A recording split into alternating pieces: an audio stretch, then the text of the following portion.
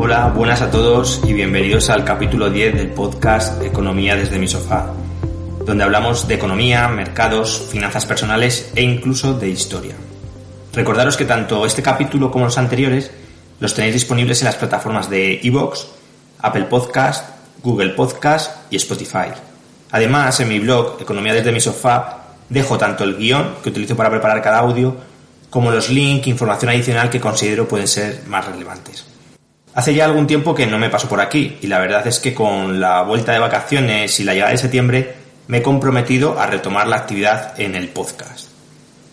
Han pasado varios meses y por contaros un poco lo que ha sido de mí durante este tiempo, desde el último capítulo, os diré que he tenido varios cambios personales. He cambiado de trabajo 2 veces, aunque creo que el sitio donde estoy voy a estar durante una larga temporada, o por lo menos ese es el plan. También tengo que contar que me he mudado de casa. Me he movido desde el pueblecito de Madrid, en donde pasé la pandemia, donde he estado prácticamente los 2 últimos años. Me he cambiado a Sanse, a San Sebastián de los Reyes, que es un poco lo que me pilla más cerca del trabajo, por temas logísticos y también por el colegio de mi hija.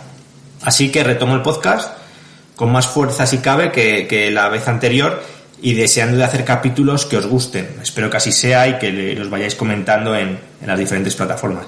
Eso ayuda bastante. Hoy traigo uno de mis temas favoritos, es el tema de la Unión Europea.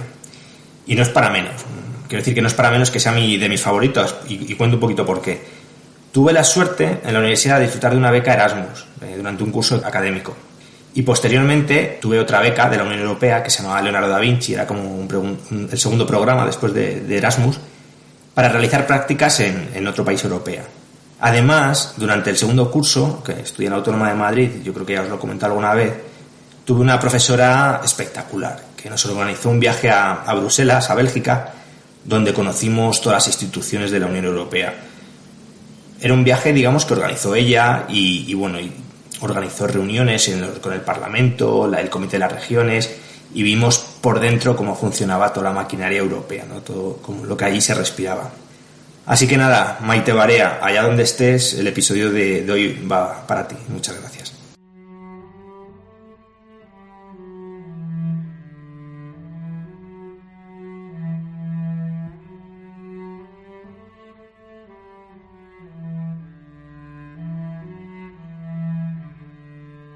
Cuando hablamos de la Unión Europea o de Europa, hay que aclarar a qué nos estamos refiriendo. Europa, en general, es un término geográfico. Cuando nos referimos a Europa como el continente europeo, nos estamos refiriendo a una superficie de la Tierra, que por lo menos, yo cuando estudiaba en el cole, imagino que esto no ha cambiado, decíamos que limitaba al norte con el Océano Glacial Ártico, al sur con el Cáucaso y el Mar Negro y el Mediterráneo, al este con los montes Urales y el Mar Caspio y al oeste con el Océano Atlántico. Eso es el continente europeo. Sobre este concepto, si por ejemplo preguntásemos Rusia, Turquía, Reino Unido, Suiza, ¿pertenecen a Europa? Pues la respuesta claramente es que Rusia y Turquía tienen una parte en Europa y otra en el continente asiático. No sé si habéis ido alguna vez a Estambul, pero bueno, es muy claro el viaje, ¿no? En barco que pasas de un continente a otro. Reino Unido sigue estando en Europa, por mucho que haya habido Brexit, que sepamos no se ha migrado el territorio a África, y Suiza, por muy neutral que se considere, sigue siendo un país en el continente europeo. Comento todo esto para hacer referencia a Europa desde un punto de vista geográfico, ¿no? Que es diferente a el concepto de Unión Europea, que muchas veces nos referimos también como Europa, pero es un concepto político, es una institución supranacional, que es un poco lo que vamos a ver en el capítulo de hoy, y ha ido evolucionando con los años. Al final es un poco lo que vamos a ver los orígenes de lo que fue la Comunidad Económica Europea hasta llegar a la Unión Europea. Y es que la Unión Europea tiene su origen en la finalización de los 2 grandes conflictos que tuvieron lugar en el siglo XX, y en estas 2 ocasiones los enfrentados, fueron Francia y Alemania. Después de estas 2 guerras, la idea que empezó a rondar en las cabezas de los líderes europeos era crear una institución que ayudase a la solidaridad y cooperación de los países europeos. Pero para que esto funcionase de verdad, tenía que tener un papel principal tanto Francia como Alemania, que habían sido 2 de los protagonistas, como decimos, en estas guerras.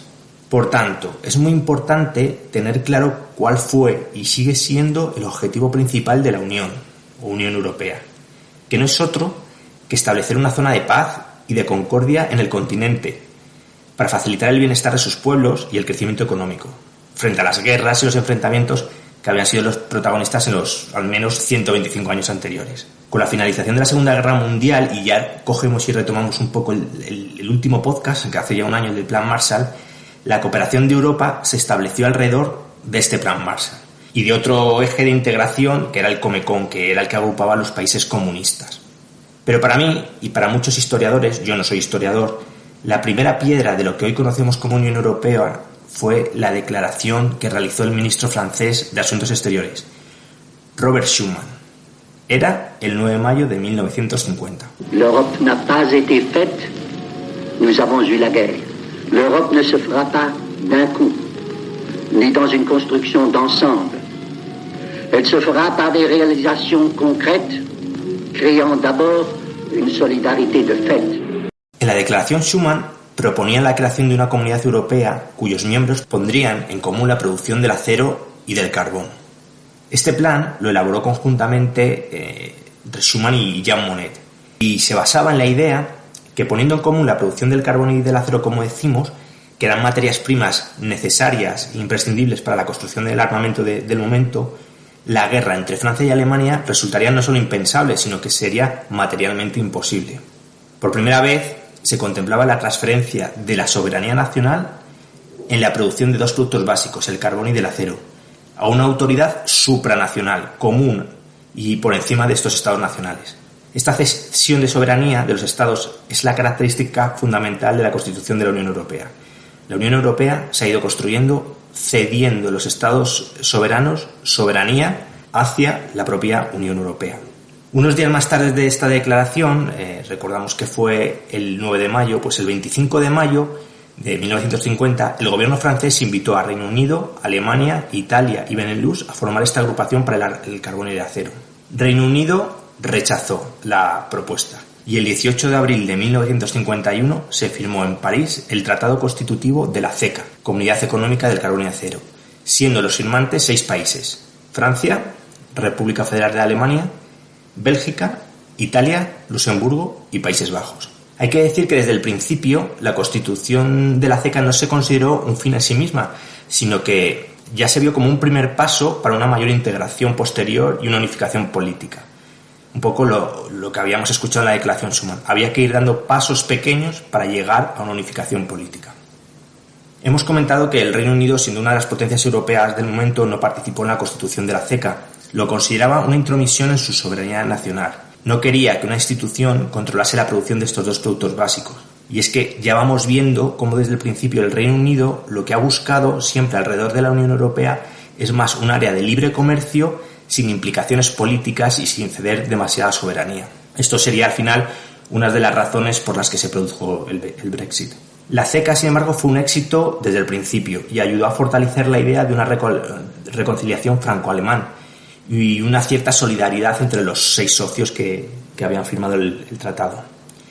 Ante esta situación, los ministros de Asuntos Exteriores de los 6 miembros se reúnen en Messina el 2 de junio de 1955, encargando a un comité que presidió el belga Henri Spaak la idea de seguir avanzando y de buscar una mayor integración entre los socios.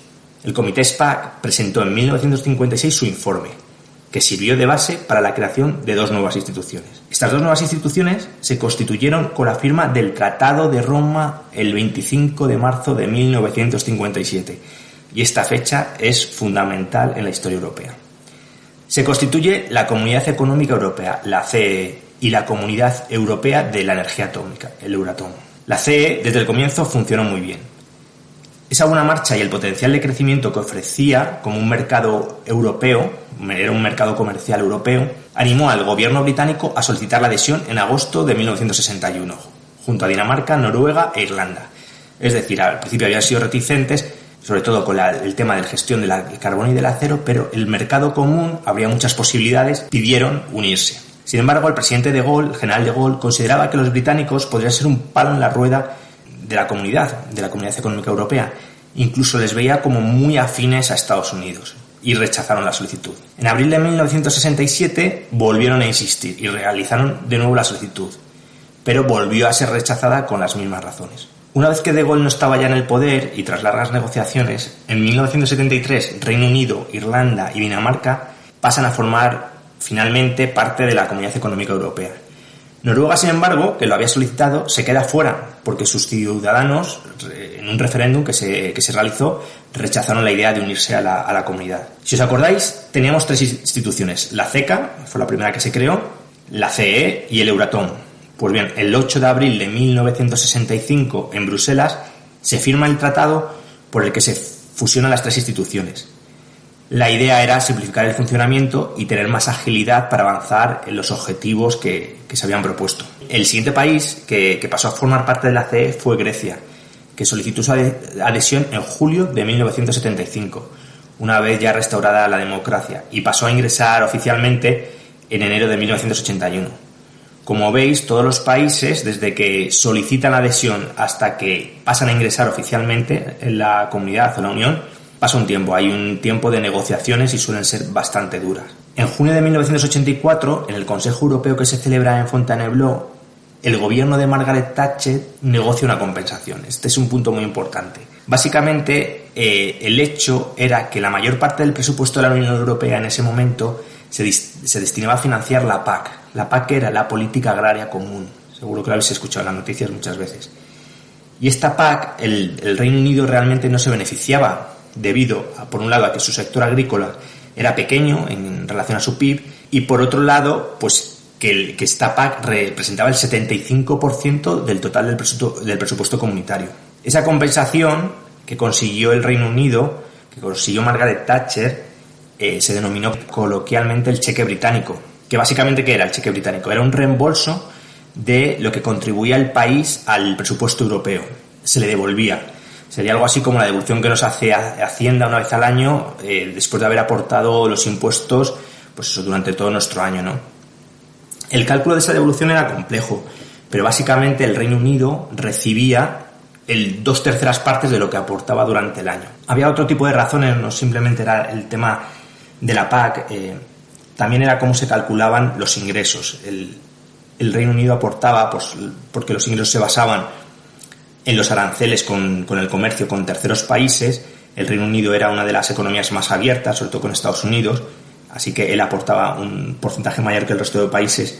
Y también en la base del IVA. La base del IVA era también una parte de los ingresos. Entonces, por todo esto, más la PAC, era al final por lo que Margaret Thatcher, que era una buena negociadora, consiguió el cheque británico. A principios de los años 80, la Comunidad Europea estaba afectada de una crisis de identidad.